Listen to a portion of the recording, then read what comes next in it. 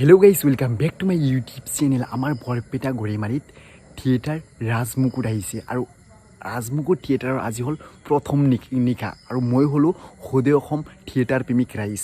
মই একচুৱেলি গেলাৰীৰ মানুহ হওঁ, গেলাৰীত যে অলপ উৎপাত কৰোঁ, উল্টা হাল্লা চাল্লা কৰোঁ, মানে সেই ৰেঞ্জৰ মই মানুহ।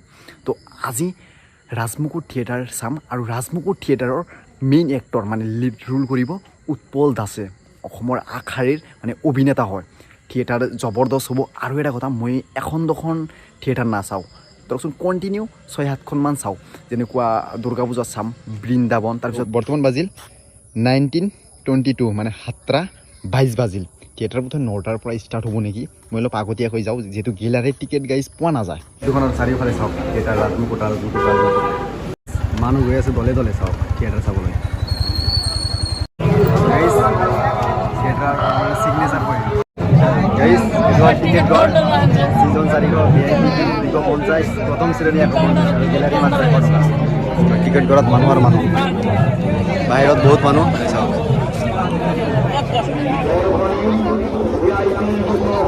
তো গাইজ আহিছিলোঁ টিকেট কাটিবলৈ, কিন্তু মামু যিহেতু থিয়েটাৰ আনিছে তো ছিজনে ফ্ৰী দি দিলে। থিয়েটাৰৰ ভিতৰত প্ৰৱেশ কৰিব লাগে। তো গাইজ থিয়েটাৰৰ ভিতৰত এণ্ট্ৰি কৰিলোঁ। ইয়াৰ পৰা চাওক মানুহ আহি আছে ধৰকচোন, মানে থিয়েটাৰৰ কমিটিৰ মানুহ।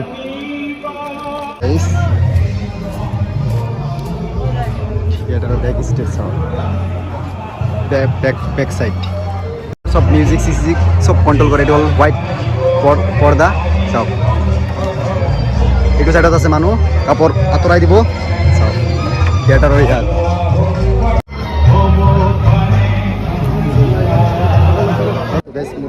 থিয়েটাৰ চাবলৈ ওপৰত ব্ৰেড খুৱাই আছোঁ। ইফালে নাটক আৰম্ভ হ'ল।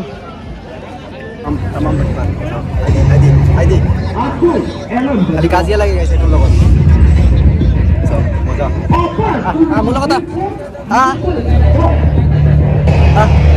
নাটক চাম।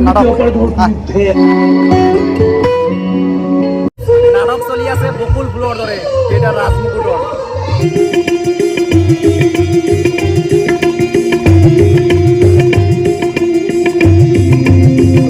মঞ্চৰ পিছত মোৰ সন্মুখত হ'ল মঞ্চ।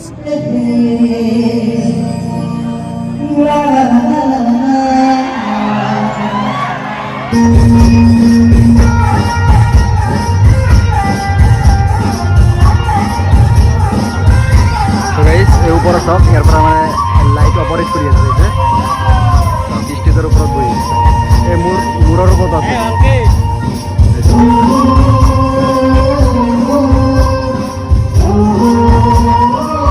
মঞ্চৰ সন্মুখৰ পৰা চালে এতিয়া মানে গিলাৰীৰ পৰা অলপ চাই লওক। তুমি গিলাৰীৰ মানুহ টিকট কাটাই দিয়কচোন, ফ্ৰীতে দিছে টিকট। গিলাৰীৰ পৰা দেখা তেনেকুৱা সন্মুখত কিন্তু মানুহ বহি আছে গিলাৰীত, ফুল মানুহ আপোনালোকে দেখা নাপায় বৰ্তমান। মানে বিচাৰি আছে, মই য'ত যাওঁ মোৰ পিছে পিছে গৈ আছে।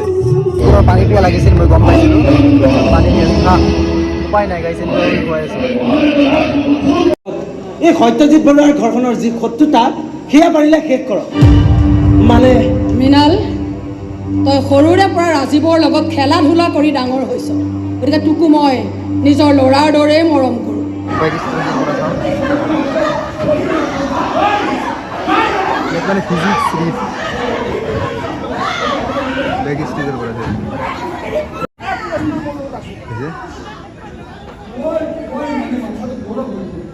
আমি মানে গিৰিং ৰুমত হয়।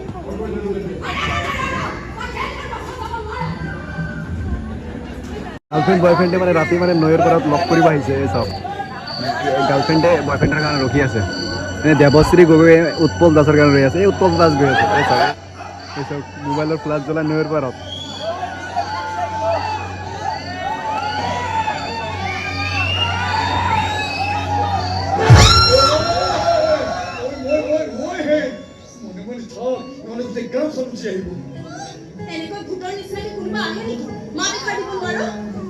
নৈৰ পৰা লগ কৰিব আহিছিল, কোনোবা আহিছে।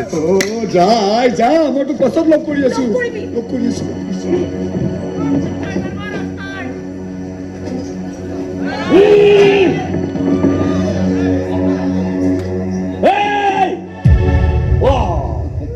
এইটো আমাৰ দেখোন এই নিৰ্মলা ল'ৰা ৰাজীৱ নহয় জানো? মানে বহুত দিন নৈখনো দেখা নাছিলো, সেইকাৰণে ওলাই আহিলো আৰু অলপ। পিছে তোৰ লগত কোন আছিলো?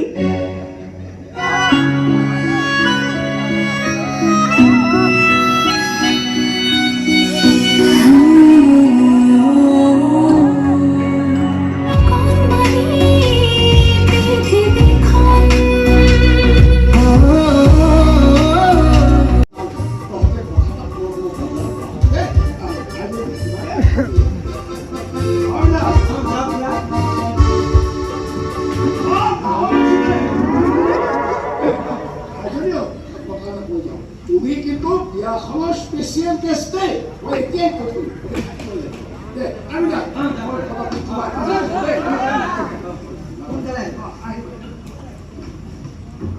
মই দুবা তহঁতে মিলি মোক দুবা সজাইছ, তেখেতে আকৌ মোক স্পেচিয়েল গেষ্ট মাতিছে। এইটো সুযোগ তই এনেকে এৰি দিব নোৱাৰ। বজাৰ কৰি হ'ল যদি কিবা এটা বাহানা কৰি তাইক কোনোবা এখন ভাল হোটেললৈ লৈ যাওঁ।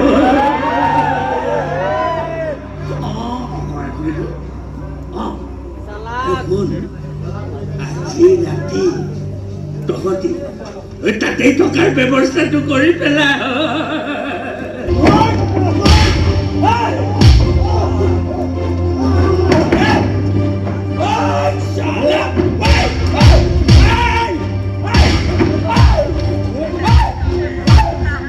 তেনেহলে তোৰ ল'ৰাই মনে মনে বিয়া পাতিলে। বিয়া তাকো কাৰ লগত জান? তোৰ এই মহাশত্ৰু এই সত্যজিতৰ জীয়েক মৌচুমীৰ লগত। মনে মনে বিয়া পাতি ইহঁতে চহৰত থাকে, মনে মনে ইহঁতে সংসাৰ কৰিছে।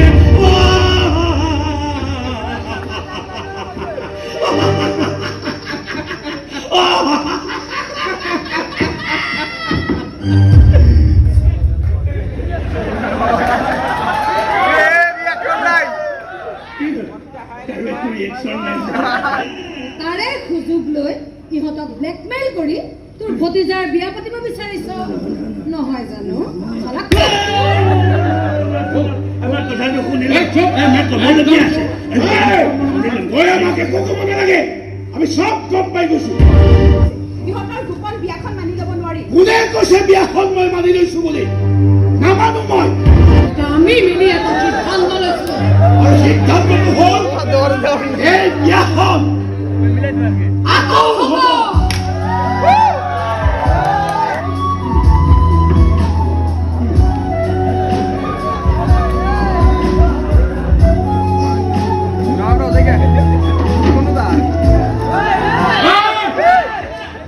এইবোৰ বিয়াৰ পাছত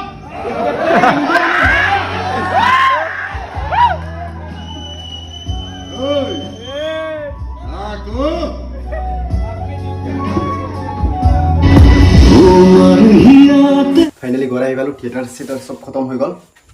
তো বাই বাই।